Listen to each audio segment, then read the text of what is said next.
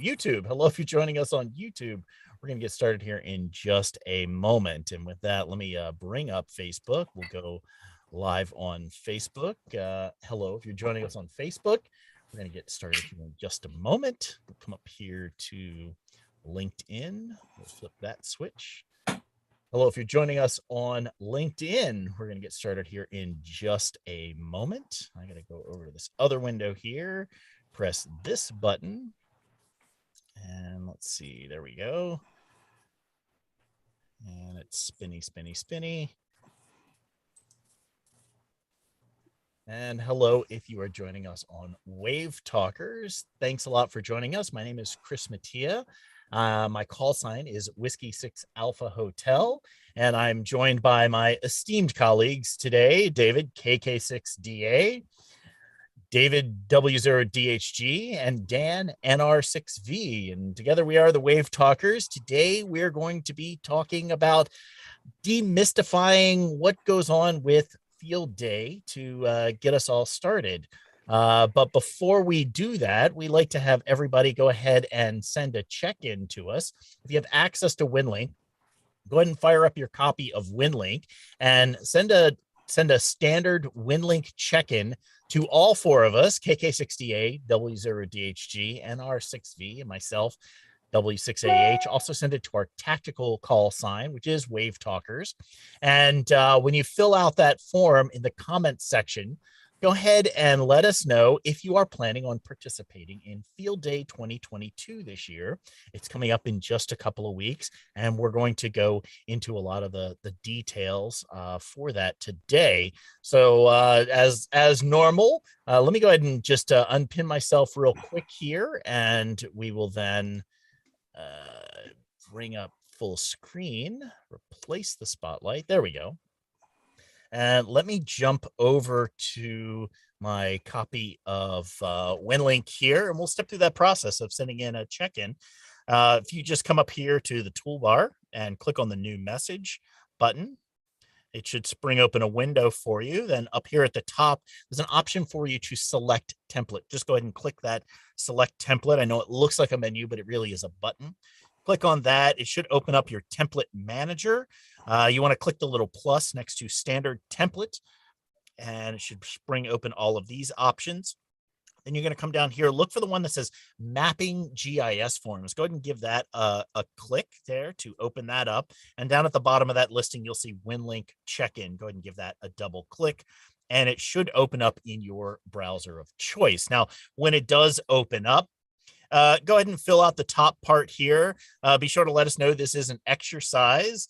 Tell us which band and mode you're connecting. You can, of course, connect just directly via Telnet since you're already connected to the internet. That's a fine way to do that. Here in the send to, you want to plug in all of our call signs. I see David has already gone ahead and pasted that in the chat here in the Zoom for everyone to just go ahead and copy and paste to make that a little bit easier. Call signs, if it's your either just put your own call sign in there, or if you have multiple operators there, go ahead and let us know, everybody who's checking in from your location, your station contact name, and your station call sign. Be sure to fill out the location. You should have your GPS information already plugged into here. That way we can map at the end of the show. We'll see where everybody's coming in from. And this is that comment section. This is where you want to let us know if you are planning on participating in Field Day this year. Go ahead and hit the, you can hit the submit button. And when you do that, all of those data should go ahead and fill into that message. It'll pre-populate all of that information for you right inside of there. You can hit the post outbox button, and the message will disappear. Then come up here to your open session and just send it via any method. I'm going to open up a Telnet session, click the start button. Let's see if we've got any check-ins coming in. And it looks like there are quite a few check-ins coming in here. Wonderful. That looks great. So let me close that, and we'll let those messages download into there. That's all looking good. And let's go ahead and get into today's topic, which is Field Day. Now, when I think back to my first Field Day experience, I was both excited to participate and well, I was very confused about all of these rules. Now, I was still a relatively new ham at the time, although I had participated in several deployment exercises at that point with our Ares team, where we had used our radios to accomplish some specific deployment goal as a team. I'd also spent about a year operating on HF, both with voice and with digital modes from my own home, as well as even taking my gear out into the field to operate portable several times. So I was pretty comfortable with being on the air and even operating in the field. Heck, I had even worked a few stations during contests, so I had a sense of what that aspect of it was like as well. But to be brutally honest, I was simply not prepared for my first field day experience. Now, I recall arriving at the site and I immediately started helping to set up a large 3 element beam antenna. And I had heard about these, but I'd never seen one in person. Gear seemed to start just simply pouring out of people's vehicles. Easy ups, tables, generators, large base station radios, go boxes, solar panels, computers, servers, wireless routers, and wire. Lots and lots of wire. Now, the radio portion of the setup, it was all pretty straightforward to figure out. The rigs were bigger and more expensive than what I could afford or had ever used before, but the basics were all there and they were easy to understand. What I found I struggled the most with was all the rules.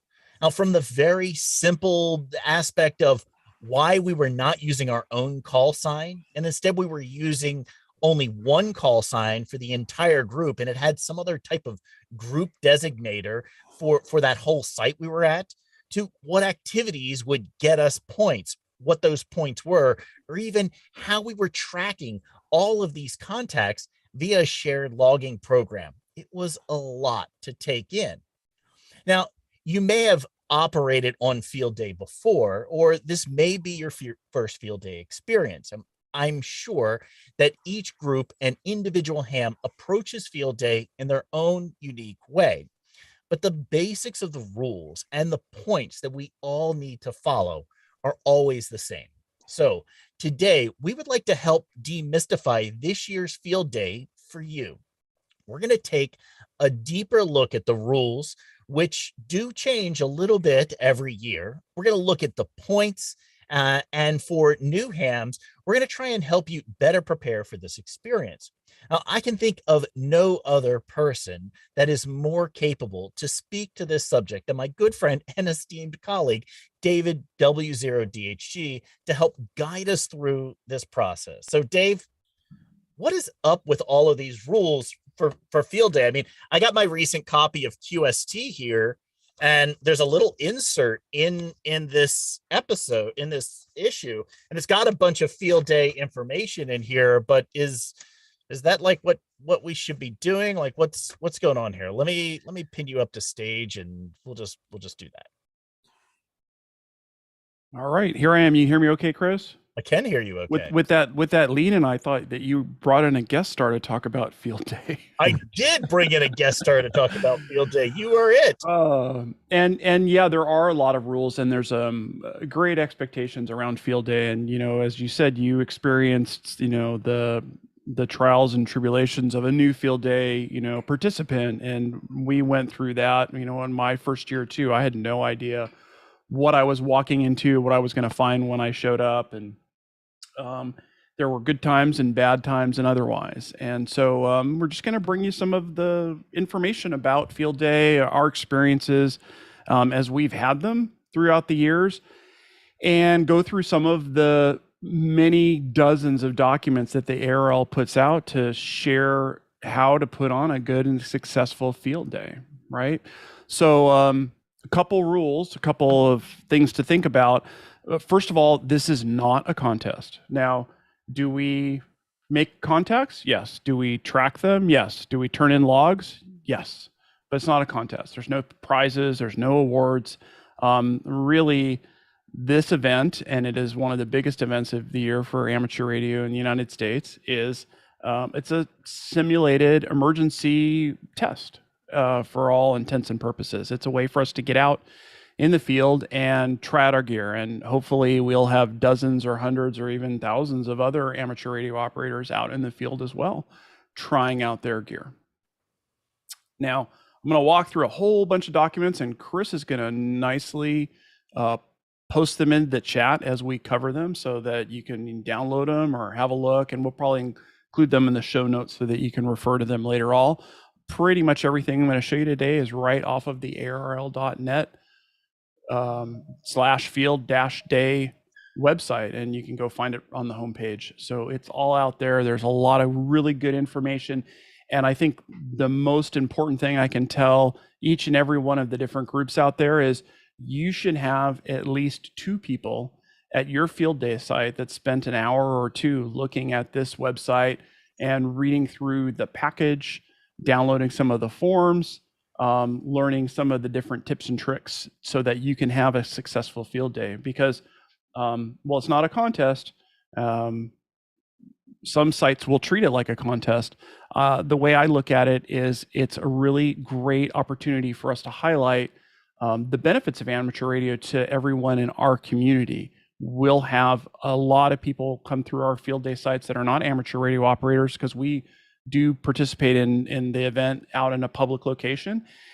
And it's really up to us as amateur radio operators to engage with the public that comes by and wants to know what it is, or kind of knows what it is, or maybe was a ham at some point, and engage them and invite them in and, get them to look at your equipment, maybe get them to sit down in front of a GOTA station. Just get them to operate and enjoy amateur radio. And you never know, you might actually hook a couple folks in that'll be repeat visitors to your field day site and help you grow your teams. So with that, I'm going to see if I can't share my screen. Ta-da! Okay, here's our ARL site and our field day page here, and it's going to remind you the event weekend, and there's a couple tabs here that are going to rotate. Biggest ask I'll make for you right now is, if you're going to have an event, you're going to be outdoors, you're going to be somewhere where the public could visit you, go find this field day locator and register your group so that people know where they can come out and see you. For amateur radio operators, they can figure out, hey, maybe my club's not doing an event, but I can go out to this location and join another club to participate in field day. There are a lot of resources, and we're going to, again, step through these resources. The What is a Field Day packet flyer, I printed one out. This is a great thing. I would highly recommend you print 20 copies of these and have them at your public relations table. And when folks come up and want to know, and if they ask you if the sky is falling or we're being invaded or something else, because that happens every year at my field day site, I'll hand them this flyer and I'll go through some talking points and let them read it, and again, invite them in to join us. On the site here, there are tons and tons of great resources for you. The field day packet, there's frequently asked questions, there's stuff about GOTA, so on and so forth. Again, I strongly recommend look at that, study it ahead of time, go through, print out some of these things. That field day packet, and I'm going to transition to that packet document here. Let's see if I can find it. This field day packet, it's a long document. It's 40 pages long. I would strongly suggest printing it out, bringing it with you. It's a great resource. About half of it is just what about the event and activity, and the other half of it kind of goes through the rules step by step, what you can do, what you can't do, where they want you to be, so on and so forth. And I highlighted a couple things here that I just want to stop and talk about as we go through this document specifically. Number one, you see here, field day is officially an operating event. It is not a contest. Now, I know those of you that have participated in field days in previous years, everybody, including myself, I've been at a field day site where it looks like a contest, it sounds like a contest, it smells like a contest, and the folks there are actively treating it like a contest. Every single point matters, every single point counts, and it seemed like everyone was hell-bent on getting that trophy that didn't exist. So remember that as you're going through your weekend. It's an event, and it's an operating event, and you want to get everybody an opportunity to operate, whether they're a seasoned ham, a new ham, or even the general public, and they can operate as well. And the second thing that I highlighted here is field day should be fun. And I'm going to say that again for emphasis. Field days should be a fun activity. And I've been to those field days that weren't. Maybe they were hot. Again, maybe they were a little too contest oriented or points oriented. Maybe the food sucked. But think about it as you're planning to move forward, making this a fun weekend, because that's how you're going to have folks come back year after year and want to participate in your event. And then as we move through it, this document has a kind of a great overview about points. Now, I know I started this whole talk out by starting with not a contest. But even though it's not a contest, we're going to track points. And I'll get into a little bit later the actual log document that you use to turn in and track all of those different points. There are a lot of different points you can have. Now, what are the points for if it's not a contest? At the end in December of this year, they will publish the field day results. And I'm not going to say that there'll be a winner, but there'll be somebody in each of the different categories that received the most points. And here's some of the different ways that you can gain those points. One would be if you're an emergency power field day setup, you get 100 points per transmitter up to 20. And I think that's new over the last couple of years. I think it didn't used to have a limit on how many transmitters you could get those points for. So you'd see some stations turning in, 68 alpha, which was just a ton of points right off the bat there. You get points for operating in a public place. If you're an organization like Aries or ACS or another amateur radio club, if you set up in a public location, you get a 100-point bonus. You also can get another 100-point bonus for setting up an information booth. And what's an information booth? For our field day site, it's a little table.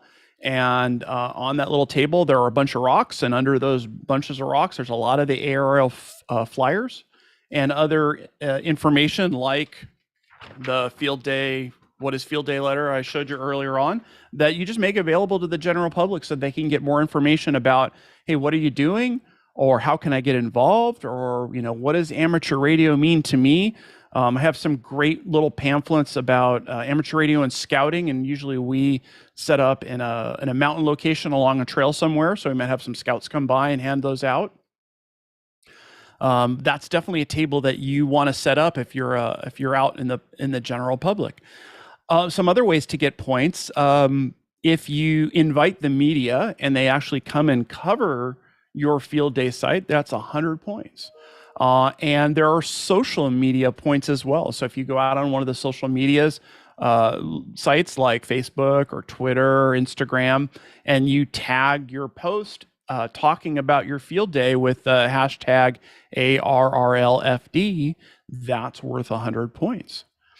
Other ways you can make points: invite government agency. If you work like an Aries group and you serve an agency, invite somebody from that served agency to join. And if they visit you, that's worth 100 points.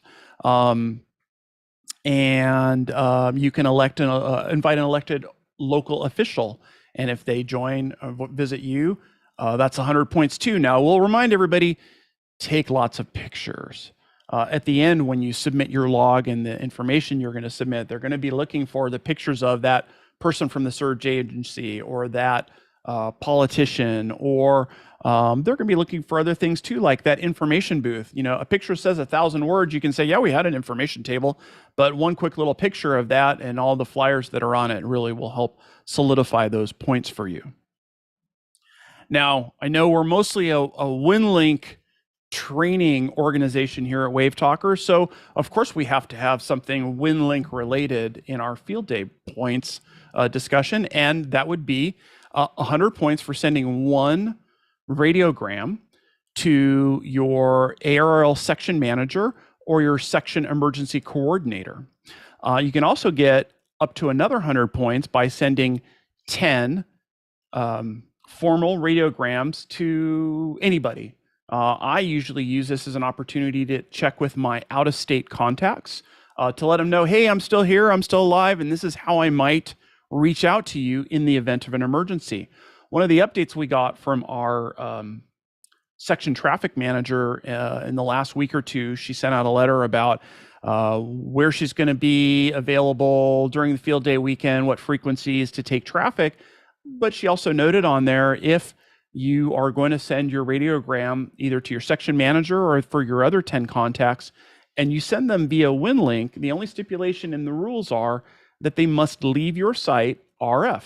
And VARA FM, packet, VARA HF, any of those modes of sending those messages out of your field day site would count for those points. And what you'll want to do is make a copy of those messages that you sent and include them in the packet. I think we should break here for a minute and pass it over to Dan. And Dan's going to show you out of WinLink how, where to find the radiograms that you're going to send and how to get through that process. So I'll turn it over to Dan before we come back and talk about some more points. Thank you, David. Let me share. Let's see. Okay, so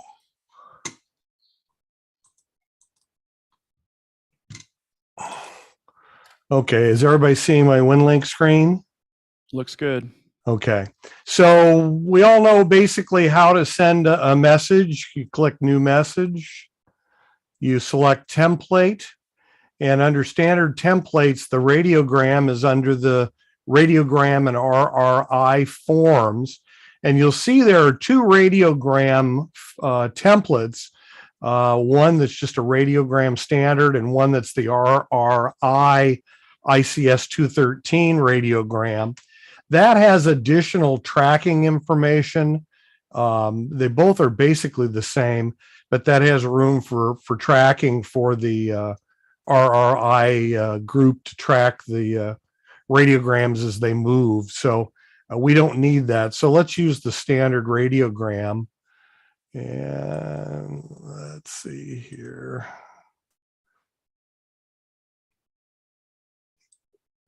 Unfortunately, the Zoom window is covering my ability to bring that screen back down. Stop the share for a second and move it and reshare. Yeah, I got it. I just was able to move the Zoom out of the way. Okay, so can everybody see the radiogram form? Yep. Was that yes? Yes, we can see it. Okay. All right. So for those that aren't familiar with doing a radiogram, this is not a class in doing radiograms. There's some good stuff on YouTube. If you want to do that, I'm going to paste right now into chat. Dr. Kate Hutton, who some of you may know as the original earthquake lady. She worked at Caltech for 37 years and was kind of the face of Caltech whenever there was an earthquake. She's also a ham, and after retiring from Caltech, she got very interested in the national traffic system and message handling. She does there's several videos that she's done, but the one I pasted the link to in the chat is a recent Zoom meeting she did for, I think it was San Diego Aries, that goes through how the system works and how to fill in a radiogram form. But we'll go through this real quick. The number field is basically a random or sequential number that you make up. Most people start, with 1 or 101 or whatever, but whatever number you want to put in there. Presidents, this is routine. We won't do any handling instructions for this one. Station of origin is you. The check is the number of words in the body or the message. And one of the cool things about this form is it computes that for you, so you don't have to worry about counting words. place of origin, that's where the message is being originated. Time, you can put that in, it's optional. Date, again, the form automatically fills in the time. So you want to label it. Who's this for? In our case, Diana Feinberg, and I spelled it wrong. And you can put in call sign also. Oh, there is a place for the call sign. Well, let's do something right. Okay. You optionally might want to put in their regular email address, because I'm not sure that all section managers have WinLink accounts. So if you're not sure they do, you can put in their email address, and there's a spot for that down here. And of course, any section manager is going to be their call sign at arrl.net. Anyway, normally when you do a radiogram, you want to put in as much information as you can, so the person who's actually serving the message has many options in order to serve it. In this case, it's going by WinLink, so you really don't need to put a lot of extra information in here. We know that with the call sign and the call sign email, that the message is going to go through. For the body, radiogram messages should be no more than 25 words. The shorter, the better. And normal radiogram format is to have 5 words per line, maximum of 5 lines. So the information needed for a field day report is pretty simple. In my case, it would look something like Los Angeles ACS has 25 members operating at Fire Station 109 for field day. In a radiogram, you use an X for in place of a period. And they want you to put in how many of your participants are Aries members. So let's say 8 are Aries members. And then you might close it off with 73. So basically what they want from you is the name of your group, how many people are operating at your location, where your location is, and the number of Aries members. Then you just signature, which is the name of the person originating it.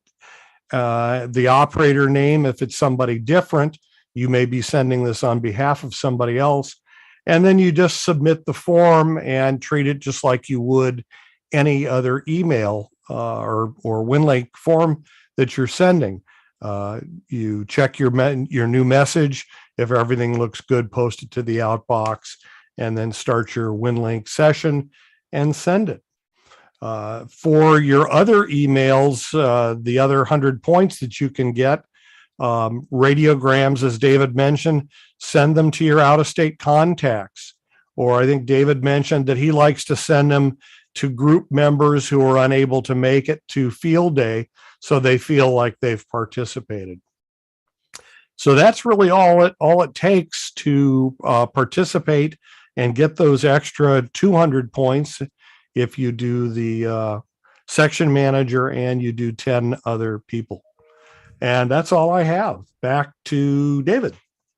Okay, thanks, Dan. I'll add there in the message text that Dan showed you, I would also include that you're operating as whatever call sign, because they may or may not know that you're operating under, Dan's call sign or Marty's call sign or whose call sign that they'll be. So it's useful to include our group is operating as call sign so-and-so for the event.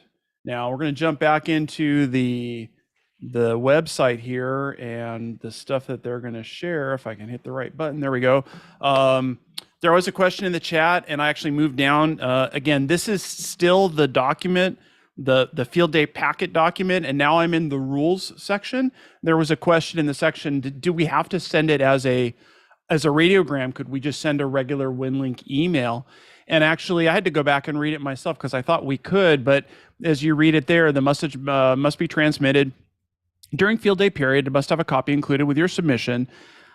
In the standard ARL radiogram, or no credit will be given. So please don't send it as anything other than that radiogram, because otherwise you may or may not get those 200 points. And remember, 200 points, that's like 200 voice or 100 CW contacts. So it's not small potatoes we're talking about in this event that is not a contest in terms of racking up points, right?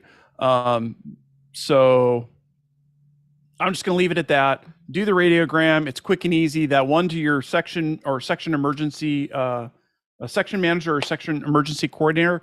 Those are important and key. Oh yeah, I was going to show you. I'll break away from the rules, and I'm going to show you. Well, how do you know who your section manager is? Well, if you don't know, you can go to the site. Let's see if I can find it. Had this open, or I didn't. From the ARL site, and bear with me here while I look for it. You can look up your information about sections and find your section. So I'll go to my section. My section is Los Angeles. And out here, you can find basic information about, what division you're in and all of the officials in our area. And our section manager, Diana Feinberg, which is who Dan showed you his radiogram was going to go to. We don't actually have a section emergency coordinator, so we can't send them a message. And you'll also see there's Kate Hutton. And Kate's our section traffic manager. She's the one that handles all these radiograms if we're going to send them either over the radio via voice, or if we want to send them to her for delivery later on. So let's see if I can get back to, here we go, back to the packet. Other activities that are point related would include the W1AW Field Day Bulletin. And the W1AW Field Day Bulletin is a bulletin that they'll transmit throughout the weekend of Field Day, and they'll transmit it in several different modes. They'll put it out over CW. There's a RTTY broadcast of it. They'll do it both from W1AW in Newington, Connecticut, and also from the West Coast from K6KPH. So you can hear it in either location, and it's a lengthy paragraph, something to copy down and submit it. There's always a couple of intentional typographical errors because they want to make sure that you're actually copying that. A little hint from our field day site: we'll often set up a radio or two with FLDigi, and FLDigi is really good at decoding CW or RTTY, and we'll, along with the schedule, listen on the frequencies that they publish and copy several different versions so we can line them up in case at some point there's bad copy. But again, it's another 100 points. Again, I always think in this contest that's not a contest, that would be 100 voice contacts that you can get maybe in 20 minutes of writing down this bulletin. Power. The different kinds of power that you'll run your deployment on are worth 100 points. If you will operate 5 QSOs using what they call natural power, which would be solar, wind, water, methane, or grain alcohol, would qualify. I'm not exactly sure how you'd power something from grain alcohol, but And I don't think they're talking about the operator. I think they're talking about the radio. That could be worth 100 points. Satellites is a big one. That's 100 points for one contact. And I will warn you, and it goes into a little bit of detail here. You only get one contact with one satellite for 100 points. And mostly it's because there's not a ton of satellites out there, and they don't want the really strong stations out there that have really good equipment to tie those up for the entire weekend.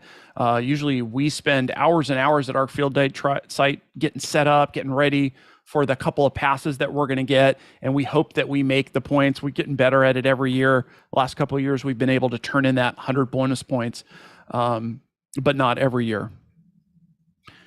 And let's see, what else can we talk about? Oh, educational activity. This is a great way to get 100 points by having some kind of formal educational component associated with field day. And it's not a quick talk. They want you to be creative. And they want it to be more than a passive activity to watch or a static display to read. So you can't just put up a big poster board saying, here's how you do something. You really want to have something interactive. They recommend stuff like maybe first aid or AED training.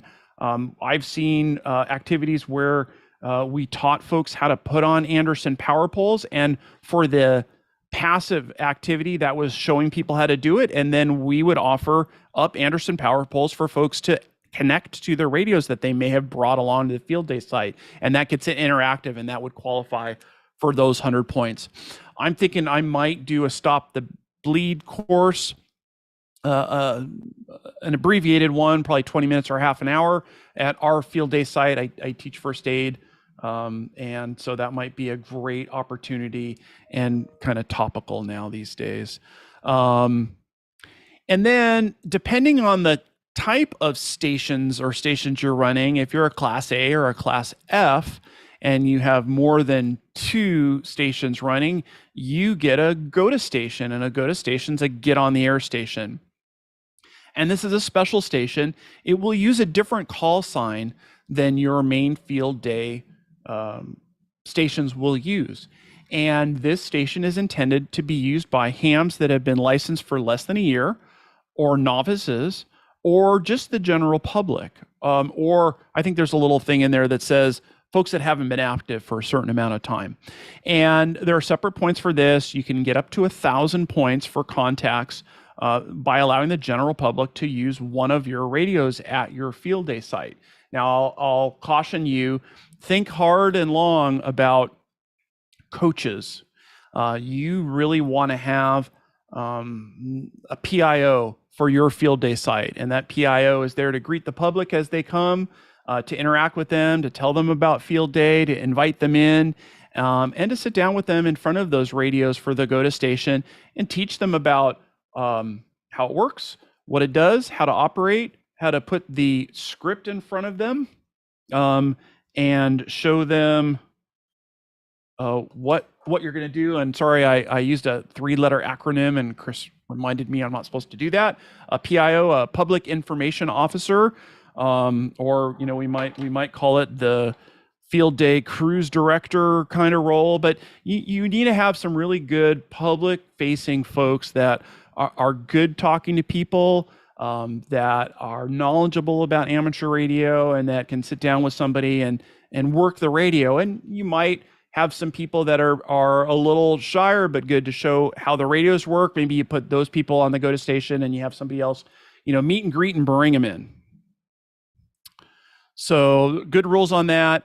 Go-to is a really good station to have. It is really, to me, the best part of the public service that we can do by showing folks it's not that hard. You don't have to be a rocket scientist to work amateur radio, and that it can be fun. And the rest of this document is really rules, how it works, what you can do. There's a lot of detail about knowing whether you're going to be an A or a B or a C or a D. And I could probably do a whole session, one of these WaveTalker sessions on that, but I'm not going to do that. If you have questions about it, you can reach out to us and we can point you in the right direction. Probably whoever's organizing your field day program, they'll understand and kind of know what's going to happen there. Now, if I can get my mouse to cooperate, come on, there we go. Nope. The last little thing I'm going to talk about in this document that just scrolled on by.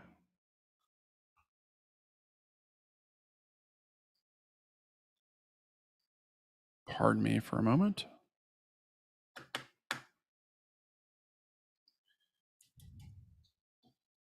Nope, it's not going to happen. All right. Well, while my mouse is making up its mind, I'm going to just talk about it. I did mention before, taking pictures, document what's going on. Assign a person or two or three to take a lot of pictures. And they don't need to be like beautiful professional pictures. You don't have to get out the big digital SLR. Cell phone pictures are great. You want to cover all the stuff you did, because who knows, your picture might end up in QST.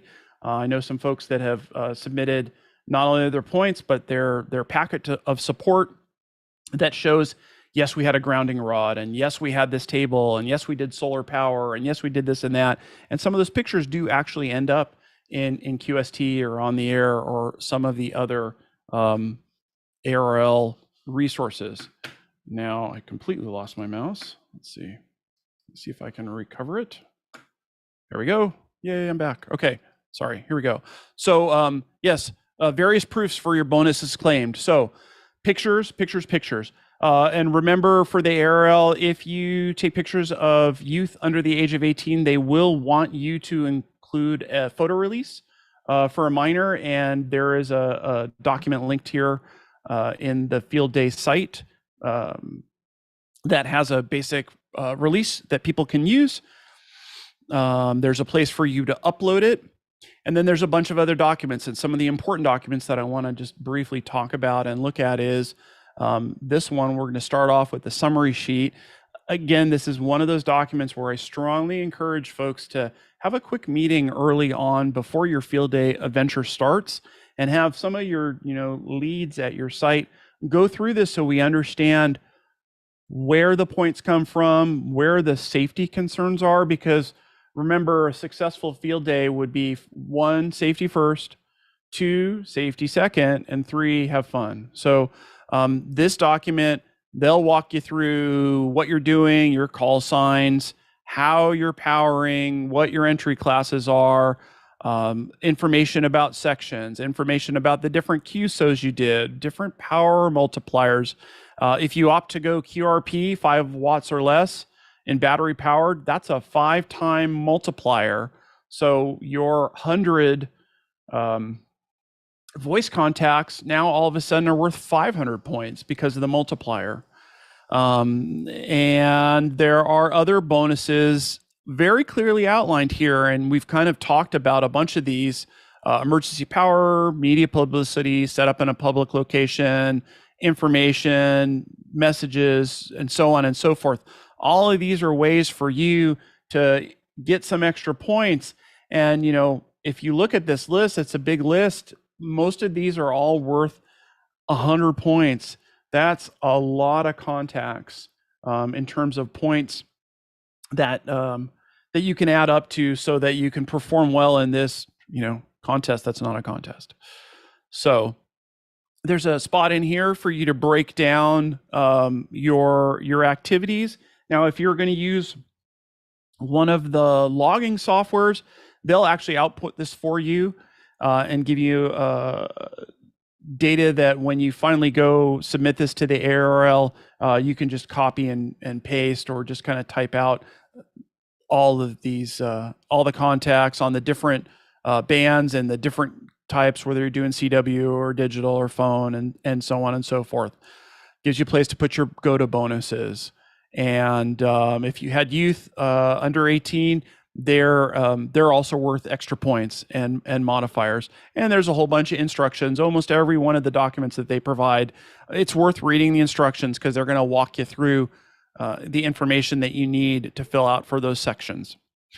One of the 100 points that's available is having a safety officer for your field day site. And I've played that role for a number of years. It's 100 points.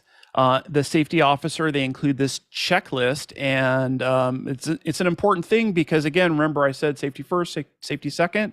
We're going to have that as the first and the top things that I'm interested in as a safety operator.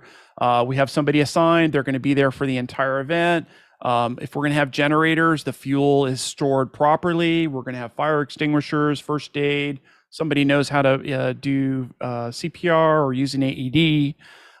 If you are in a location where you might have inclement weather, you might want to make sure you have a NOAA radio available with alerts set on, so that if something happens, you'll get an alert so that you can take cover or shelter or whatever you need to do.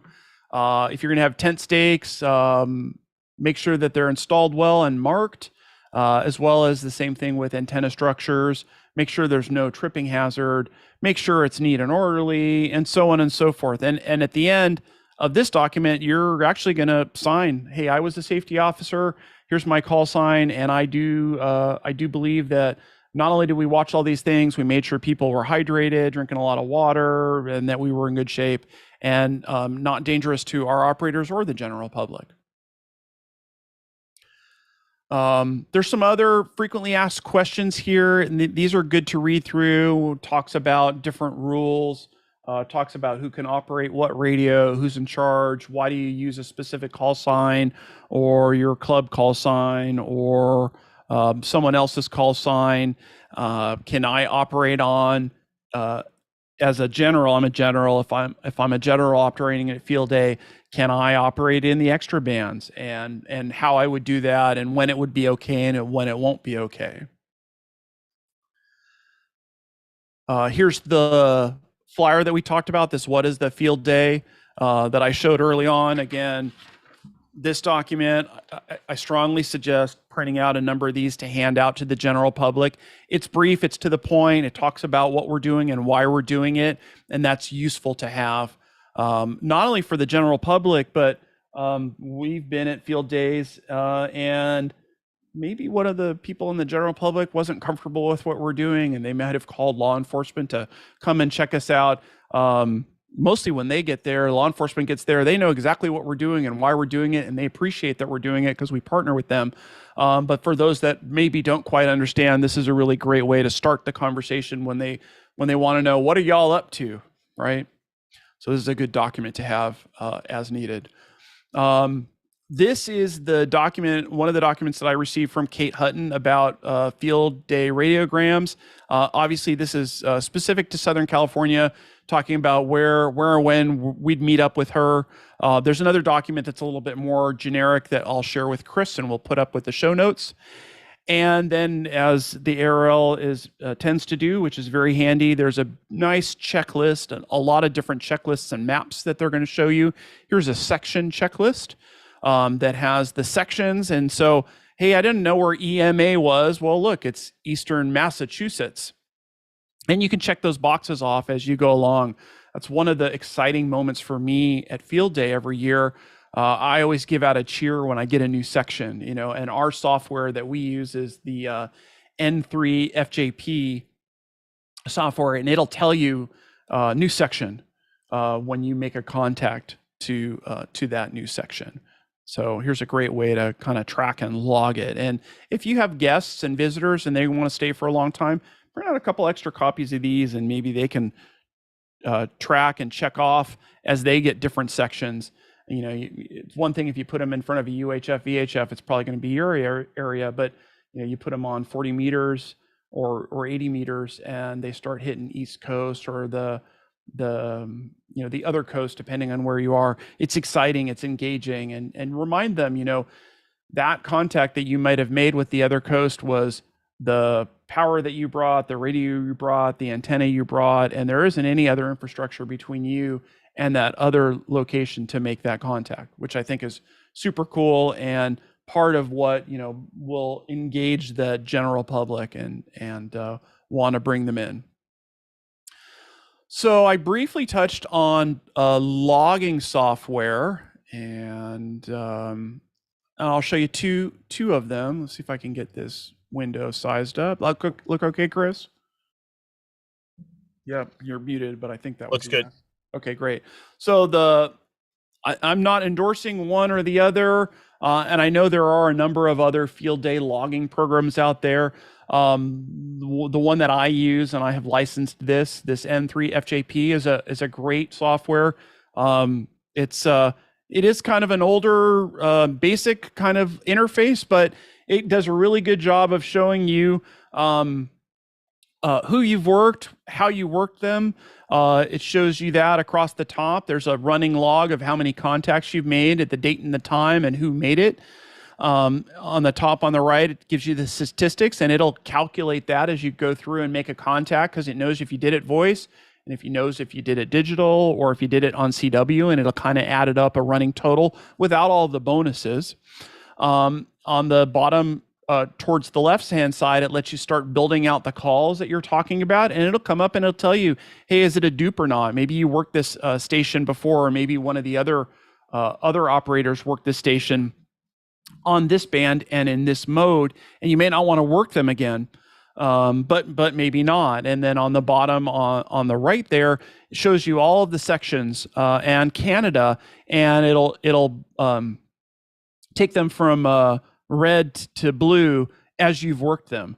So hey, I see that I've got a station calling from like say SCV, and we don't have them in our log. I may stick around here and work them a little harder to be able to get another section in the book. N1mm is free for, I think it's up to 50 or 60 contacts. And then after that, you got to license it, but the license is pretty inexpensive. I think you can get all of his software for $50 for a lifetime. And I think the field day is, if you want just that, it's like under $20. It is really cool because you can have these little pop-up screens. This pop-up screen that you see here is a map, and you can see where the colored sections are. Those are sections that this particular field date site has logged, and the sections that are whited out, they haven't logged a contact with them yet. And I'll often set up on our main logging station a second monitor, one monitor with kind of the running field day log, and another one with this map. And that's another great way to not only energize your operators, but as you have the public come through, have them look at that map and explain to them, hey, we've talked to somebody, at least one person in each one of these sections across, the United States, and made a contact with them in this, simulated emergency test. The other popular program, and I only use this once visiting a different site, so I can't talk a lot about it, is the N1mm Logger. It's a little bit more kind of modern Windows centric. It has, I believe, all of the same features as the N1mm. Some folks like this better, some don't. Use something. Paper and pencil is not a great way to log your field day. And again, we're going to include all this information in the show notes at the end. And Chris has been popping some of this into the chat as we've been going around. Two more things I want to point out. Every year, we'll make these table flags, and you see it. I've made this up for Dan's field day site. He won't be joining us, but they can print these out and use these. We fold these up. I print them on cardstock, and we fold them up and put them on top of the radio so that there's a little prompt for the operators.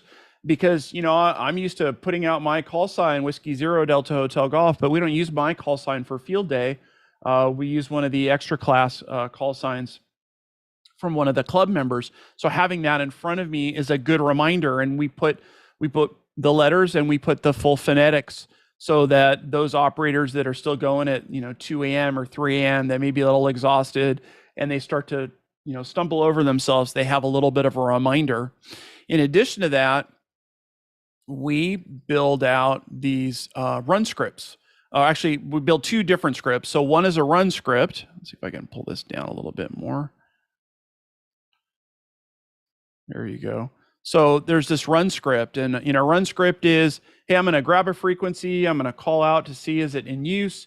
Nobody comes back. I'm going to sit here, and I'm just going to run call and CQ field day, right? And this is the script that we would instruct anyone to use. If you're an experienced operator then they're going to do what they want to do. But if you haven't done this before, it's really easy to get this in front of a new operator, or even the go-to station will make this for, and you just kind of walk them through. And sometimes I'll literally sit there with a pencil or an eraser and just kind of drag my finger across the document, walking the person through CQ field day, November Romeo 6 Victor, and just keep them running through the script. And this is your run script. You're going to sit and own a frequency. And then there's also the search and pounce script, right? That's a different experience.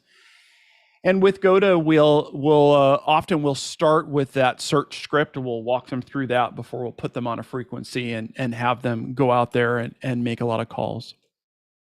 So I think that's mostly what I want to talk about. I want everybody to go out there and have a great field day weekend. I want you all to be safe, and I want to make a contact with you if we can. Points in the log, because it's not a contest, but I'm working on building the logs as much as we can. I'm looking forward to in the coming weeks to hear back from all of you about how it went. I know pretty sure that the contest, the weekly question on the weekend after field day is, what'd you do? How did it go? And I'm looking for some fun and exciting, and maybe even we'll go out of the WinLink world, and maybe we'll open up a folder somewhere that you can share some great pictures from your field day site that we can start building out maybe more of the WaveTalkers photo library. So I think that's kind of it for my field day talk. Please read the instructions, talk with your groups, decide who's going to do what. Make sure you remember that public information kind of officer role, or that meter greeter is the right person for your group. Somebody friendly and welcoming, and bring people in and see if you can get other people to operate those radios. So back to excellent. You, Chris. So I'm going to bring everybody back up, and I know we have gotten a few questions into the chat, so I'm just going to bring everybody up, and we'll do a little round robin here for a few minutes as we get everybody back in here. And quite a few questions have come in. First of all, a question came in on YouTube. KD8GIJ asked, the field day packet discussed Class B and Class B-battery.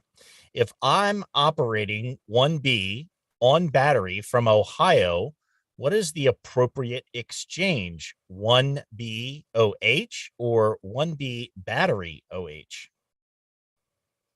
Do you know? Yeah, that is one that I don't know. I don't ever remember hearing anybody add the second word to it. I have worked B stations, but I've never heard anybody call 1B battery. And there isn't in any of the field day logging software, nor in the document where you submit your report. I don't believe that there is a field that specifically covers battery for the logging. So I would just call it, your one Bravo. And then you can say in your log and the information that you submit, you're 1 Bravo and you're running battery, and you get the points for that. Do people get extra points for working somebody who is working 1 Bravo? No, the points are for the station that is operating in that. Just like if you were going to operate QRP, I don't get any points for working your QRP. I'll get my 1 point for a voice contact, and you'll get your 5 points for working me voice, because it's 1 contact, and because you're QRP, there's a 5 times multiplier. Right. And so it's something to think about. I don't want to work QRP field day, and nothing wrong with QRP, but I want to talk to the East Coast and as many folks as I can. And there's going to be people out there that are going to work QRP, and good for them. That's probably something in my future ham years that I'll try to work on. Roland, coming in from Germany, is asking about field day. He's a DX station. Are DX stations participating? How do they participate? Yeah. How does that work?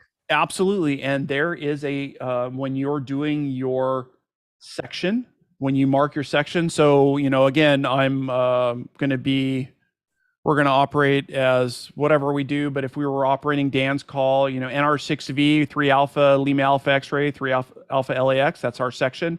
The log that I would do for Roland would be his call sign. And for the section, it would be DX. Actually, they have listed out all of the Canadian sections, and working working Canada is good, and working DX anywhere else is good as well. But that's how they log those stations. Excellent. And we would encourage that. W4RJG is asking, can an operator split QRP and QRO, or non-QRP, or full power, or other types of identifiers in a single field day event? Yeah, from reading through the notes, you're either QRP or you're not.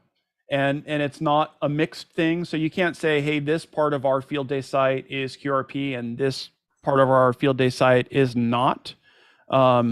You're either going to be QRP or you're not going to be QRP as far as the bonus points are concerned. You can absolutely operate some of your radios on QRP and some of your radios on the full power. And actually the maximum power for field day is 100 watts, regardless of where you're working from. There just isn't any of the multiplier for working QRP for those contacts that you make. Thanks. Tammy asked, where can she get the field notes for the show notes afterwards? And so those are all going to be posted on wavetalkers.com. You can click on the live link that's up in the upper right hand corner, and then this is going to be episode number 27. So just when you get to the live link, click on episode 27. It's not posted yet. We posted after the show, and we'll put links to all of these resources there in the show notes for that. Let me see what other questions have come in. Let's see. Anybody else have any other questions? If you want to add them into the chat, we're watching the chat both inside of the Zoom as well as on YouTube as well. So one of the other things I'll offer, and this is something we always get into a debate at our field day site, is what are you going to operate as? How many? We're always going to be an alpha because we're we're emergency power, or volunteer group, we're working in the field. We have served agencies. But the question is always, are we going to be a 2 alpha or a 3 alpha or a 4 alpha or a 5 alpha, or what are we going to be? And my recommendation, having been through coming up on a dozen field days myself, is go bigger as opposed to going smaller. And yes, your radios may not be active all the time, and in the middle of the night, a lot of the field day stations shut down. But the couple of years where we said, oh, we're just going to do 2A, we had 30 people show up that wanted to operate, and there's only 2A, you get 2 transmitters and a go-to station, which most regular operators can't operate, and a free UHF VHF station. So it's only three radios you can have going at any given time.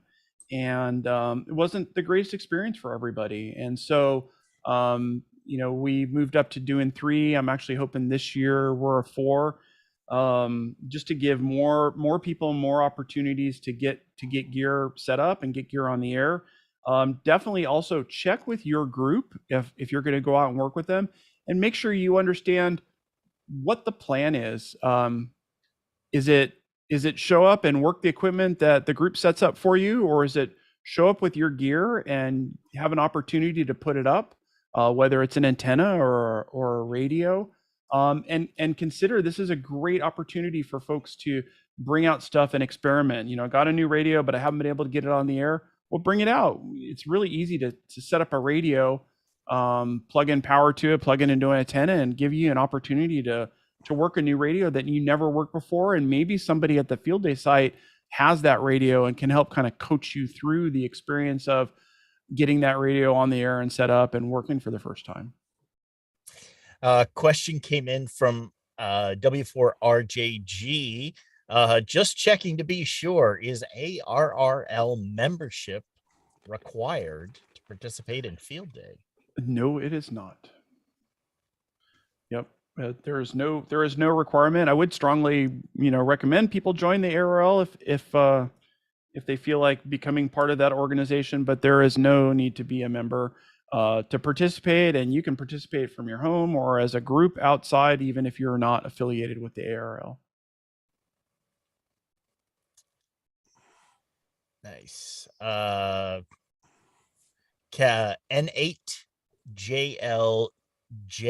from Georgia mentions the differentiator to get noticed. Working field day pileups is tough. Any suggestions for coming up with a differentiator to try and get noticed? Absolutely. There are two really good, easy ones. Youth, kids, and YLs. A YL will break through, a female operator will break through a pileup or get the attention in a pileup, or a child. That different voice, it's not the Whiskey Zero Delta Hotel Golf coming through. It's that other sound that pretty much will break through every time. That is key. Have your kids join you, have your spouse, girlfriend, or whatever join you. But that's definitely a differentiator. I know in the past years when they didn't have the 100-watt limit, 200 watts, that's a differentiator. May not always endear you to folks. We have a really good mountaintop spot where we operate, and I had people accuse me in past years of running a kilowatt on 2 meters just because of the location we were in, and I stepped on everybody because we're 1,500 feet above the valley floor, and I have a Diamond X600, 25 feet up in the air above that. I'm only running 50 watts, but the coverage is such that it did sound like I was running amplifier. So, and play digital modes, because remember, there's extra points in those, and yeah. Excellent. Somebody else is asking me again where the show notes going to be. They will be posted on wavetalkers.com/live, and then just look for episode 27. We'll get that posted up later today after the show wraps up, and we'll have those up there. Any other questions before we do a quick wrap up? And then if you're inside of the Zoom, be sure to hang around. We'll do the after party here in just a few moments. And 8JLJ asks, do you have any recommended sweet spots for each band? Any open frequency? Yeah. It's the first time I did field day, I was kind of amazed. It was still very much at the bottom of the solar cycle, and so I had not really experienced the band being quite so packed with signals. And then the time ticked over, field day became live, and the band went from blank to completely filled within about 3 nanoseconds. And it remained so until the time ticked over that field day was officially over. And then the band went from completely lit up, the bands are dead, to really was dead instantaneously. It was really pretty remarkable to see. Yeah, I think my comment around that would be, when you sit down, start at the bottom of the band and work to the top. And a lot of it also is going to depend on whether you're going to own a frequency, or not own it, but whether you're going to sit at a frequency and call CQ, or you're going to hunt and pounce. And I do recommend doing both. Both can be great ways of building up points and contacts. And a lot of it depends on your equipment, how well you're getting out, what the conditions are. Obviously, if you're going to sit on a frequency, you got to find something that's open, and field day, that can be difficult. If you're hunting and pouncing, I literally, my methodology on this is I start at the bottom of the legal part of the band, and I work my way up. If I get to a big pile up, I might try once or twice. If I get it, great. If it doesn't seem like I'm going to get it, I actually jot down the frequency and the call, and then I'll keep moving up. And if I get to a dead spot or I don't make a contact, I'll bounce back to that frequency, see if they're still there, and try again. And that's often, rather than sit somewhere for a half an hour, keeping trying to call that big station, I'll move away and then I'll come back later on, because often they'll still be there. One of the things that I've done is I actually operate QRP quite a bit, and it gives you a lot of experience of going out and figuring out ways to be heard, to break through pileups, in order to get that call out. So now is the time to go between now and when field day starts to get your gear out, set it up, get on the air, operate QRP, operate it. If you normally operate at 100 watts, try backing that down to 50 watts or 25 watts, or go all the way down to 5 or 10 watts, and try and work some stations when you're not at the full power range where you're able to just like punch in on somebody, and get some practice listening. Spend a little bit of time listening to the rhythms that people use when they're calling CQ, especially if you can get into a pileup and you can hear them. Listen to how a station is picking up. So, they're picking up the first call they hear. They're picking up the last call they hear. Mm-hmm. This station is not going to pick up anybody if they don't read out their full call sign. You'll hear that a lot, where you'll hear somebody's trying to call and they're trying to jump in and they're only throwing out like the last 1 or 2 letters of their call sign, or they're tailing at the end of waiting till everybody dies out and they're trying to jump in at the very end. Start to listen to some of these patterns, because a lot of what I found operating field day has been to try and recognize the patterns very quickly for an operator, and then try and jump onto that pattern in some way in order to be heard. Let's actually run around. What other thoughts do you guys have for this? DA, let's start with you. KK6DA. I know you've had some other things going on, so thanks a lot for being able to join us here. Excellent presentation, David and Ben and Chris. I think you're all pros in field day. People can experience field day in so many different ways. And one thing that I've seen some people do in our area is they make a list of 3 or 4 of them, and they go visiting to see the different setups. They don't necessarily operate. That may not be their big deal, but to see how some people set up is really interesting. I can think of one radio club in the Los Angeles area, there are probably several, that take this very, very seriously. And when you walk into the room where they're conducting their contacts, you need to be able to hear a pin drop. Don't interrupt them. Don't walk up to them. That's one way to experience field day. It's, for me, a little bit too intense. I like to have fun with it. And I don't know. I'm not one to stay up all night trying to make as many contacts as I can, but dip into it as you see fit. Make it fun for yourself, and do something new, something different. Excellent. Dan, NR6V, any closing thoughts here? Just do it. It's really fun. It's addicting. Definitely addicting. You get on the hunt, and it gets you. And I've done it at a couple of different locations with a couple of different groups, and it's all different each time. And we're doing the same location we did prior to the pandemic, but we're going to be very different. We're doing different antenna choices. And so it'll be interesting to see how that impacts our contacts, if it does. But whether you just go out and observe, or whether you take the invitation to sit down at a radio and make some contacts, do it. I think you'll love it. And you may find an aspect of ham radio you never thought would interest you.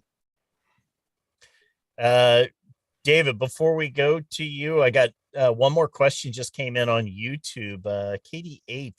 Katie8GIJ asked, which digital modes are most prevalent during field day, and which ones are allowed? Is that just in the document somewhere, or where do we find that? You know, I don't think they go into a lot of detail about what's allowed and what's not allowed. You need to be able to make the handoff, right? You have an exchange, you need to give yours and you need to get theirs. FT8 has become very popular because you can customize the exchange so that I'm, my call at, and I'm 3 alpha and I'm in this section, and you can very well easily do that. If you'd asked me this 5 or 6 years ago when I first doing field day, the digital modes would mostly be RTTY. I know that some of the folks in our groups would say, well, the most popular digital mode is CW, but it has its own, kind of has its own thing because it is a digital mode. It pretty much any of the modes that you can operate where you can share your call sign, your section in class, and then you can get it back from somebody else. I don't remember reading anywhere in there saying you couldn't do any of those. Short of, the only thing I do know for a fact it'll say is you can't make contacts over a repeater, right? It's all simplex, right? So, the DMR, you can do DMR simplex, you could do C4FM simplex, but you can't do anything through a repeater, right? No infrastructure, and that's part of that simulated emergency test or situation that we're doing for field day. I just saw, since we're talking about digital modes, Lloyd K04L just did a quick note here recommending that field day locations put out an APRS beacon to make it easier for other hams and all of their shared agencies, elected officials, so forth, to be able to find them. Pretty helpful. And on the subject of FT8, if you do go into WSJTX, there is a mode specifically for field day that you can get in there, so you can turn on automatic logging. So when you do complete a contact, it will automatically log it for you, and you can move that in to that as well. Any closing thoughts from you as we wrap up then, Dave? Yeah, so that was a great suggestion, Lloyd. I'm going to jump right back into a screen share. Can you see my screen share? We can. And of course, there's the demo gods. Field day locator that have an APRS set up is awesome, and it is a super great idea. But also, go into the database and add your field day location to the map. There's 904 field day sites that are currently registered. And yes, I'm just looking at Southern California because, I'm kind of Southern California focused. But you can zoom into your part of the world because it can only show so many markers at a time. And you can see there are lots of opportunities depending on where you are for you to go and participate or give you ideas about other sites that are going to be near you for maybe UHF, VHF contacts, and go out there and have fun. I think that would be my biggest ask. And be safe and drink water because it's gonna be hot. It's going to be hot. No matter where you're at, it's going to be hot for field day. It always is. I would just like to echo that what you guys have all said there. Go out and have fun. Engage with the public. Engage with new hams. Help get some other new hams on the air. Anybody in your group who has just recently gotten licensed, or even within the past couple of years, help get them on the air. Get some of those folks that may have you maybe haven't seen in a while, to help get them on the air.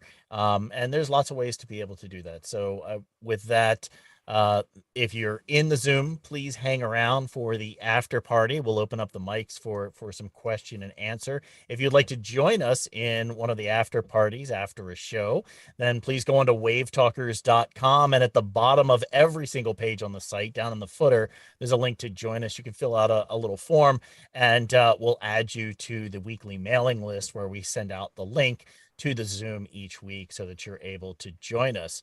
A couple of other things on there. A big thanks to all of our supporters. folks who have supported us and help us keep all of this infrastructure up and running in order to keep the show going. We very much appreciate that. If you'd like to if you find what we're doing helpful and you would like to support us, you can go directly onto wavetalkers.com, and on every single page also there's a link to buy us a coffee, and you can simply just do that, buy us a coffee, and it really does help to keep everything up and running, all the lights on. David, a question from you? I think we should mention also that you are starting, Chris, to make video shorts out of these longer presentations. And I think that is a marvelous, marvelous part of this whole WaveTalkers project. You know, we get asked, well, when are you going to start another series on how to set up WinLink? Well, it's actually all there. Finding it may be a little complex, but Chris is working very hard to make that much simpler. We all learn in different ways. You know, some of us need the text in front of us. Some of us need a movie. Some of us need long form. But this idea is maybe you just want to know, how do I set my signal link jumpers? Okay, everybody on this WaveTalkers knows what that means. But if you don't, if you've never done it, it is quite a mystery. And I would say that's a point where a lot of people just sort of stop. Well, you will find the answer to that thanks to Chris on wavetalkers.com and many, many other examples. Thank you for that. The other little project that we've started just in the past 2 weeks or so, if you go to wavetalkers.com, in the top of the menu bar, you'll also see a link to the gallery. We're starting to put some, I don't know, semi-fine art kind of pictures together of amateur radio operators and our gear and equipment, done up in black and white photography, and we're posting that out on all of the different social media channels. So we do have sites set up for WaveTalkers on, say, LinkedIn, on Instagram, on YouTube, on Facebook. So if you see any of those, please like and subscribe to us on all of those different platforms, because it really helps the algorithm, and all of this is going to help to really build up and raise awareness of the hobby, what we all do, the service that we provide to all of our shared agencies and our communities. And with that, we'll say 7-3 for this week, and we'll see you back here next week for the next episode of WaveTalkers. What that topic is going to be, we'll figure that out in the coming days. But thanks a lot for joining us. I'm going to go ahead and start shutting down the streams now. So if you're joining us right now on YouTube, thanks a lot for joining us. We'll see you next week.